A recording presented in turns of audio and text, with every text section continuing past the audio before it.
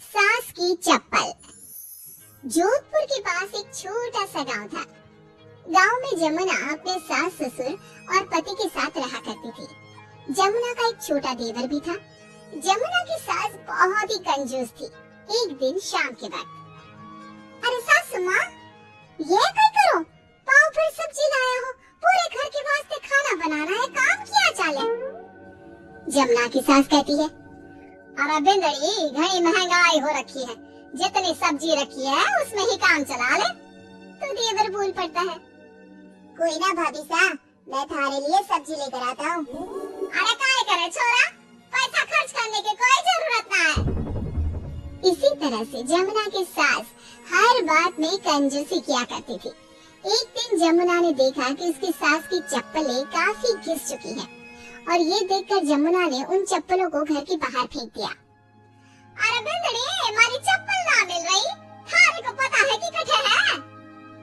सासू माँ, वो चप्पल तो मैंने घर से बाहर फेंक दी, बहुत घिस गई थी ना।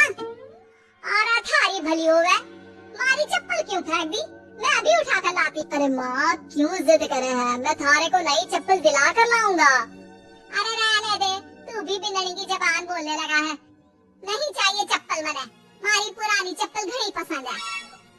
अरे माँ, भाई ठीक तो कह रहा है, छोड़ ना पुरानी चप्पलों का चक्कर, चल मैं थारे को नई चप्पल दिला के लाता हूँ।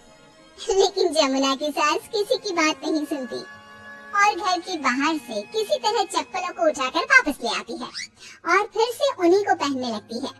फिर एक दिन सुबह के बाद जमुना मंदिर गई और जब वहाँ से लौट कर आई तो जोर जोर से चिल्लाने लगी, अरे कहीं बताओ, मंदिर में किसी ने हमारी चप्पल चोरी कर ली।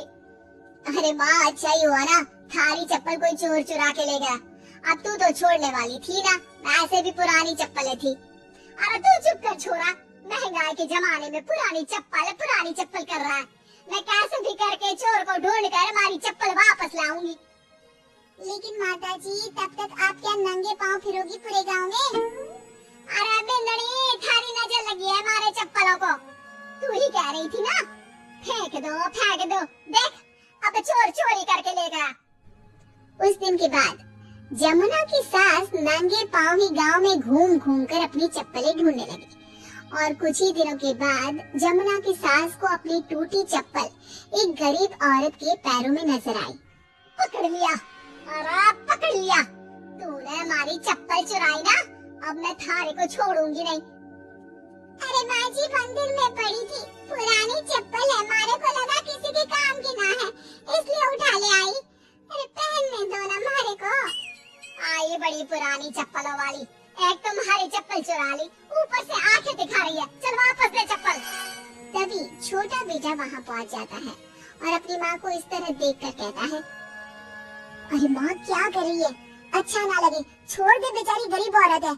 मैं कह रहा हूँ ना, मैं थारे को नई चप्पल दिला कर लाऊंगा। ना बेटा, चप्पल तो मैं यही वाली पहनूंगी।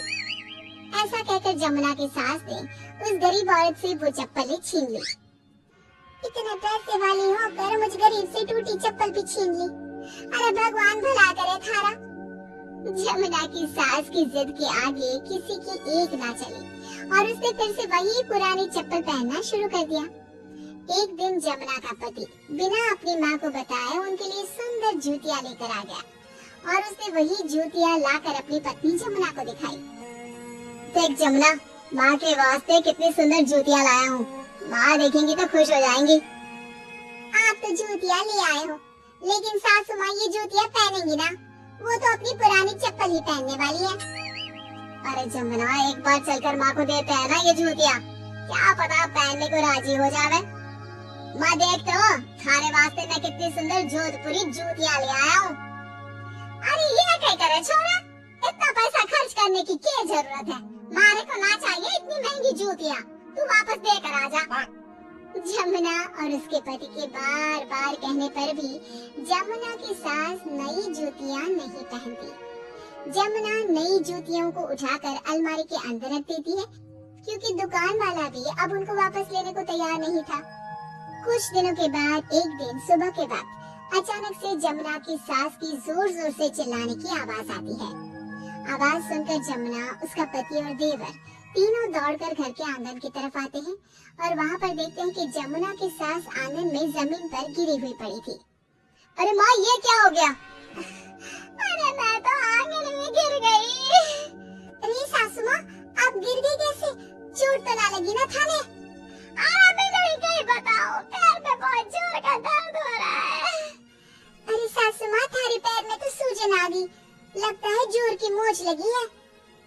माँ, ये सब थारी जिद की वजह से हुआ है। सारे घर वाले थारे से कह के थक गए कि पुरानी चप्पल छोड़ दे छोड़ दे। भाई तो थारे लिए नई जूतियां भी ले आया, फिर भी तू ना मानी। हाँ देवर जी, आप ठीक कह रहे हो सकता है अब सासू माँ को हमारी बात समझ में आ जावे। अरे आ गई, बात समझ में आ गई, अच्छी तरह आ गई। पैर में बड़े जोर का दर्द हो रहा है। अब मारे को सारी बात समझ में आ गई। ला बेटा, जल्दी से नई वाली जूतियां ले आ, आज से ना मैं वही पहनने वाली हूँ।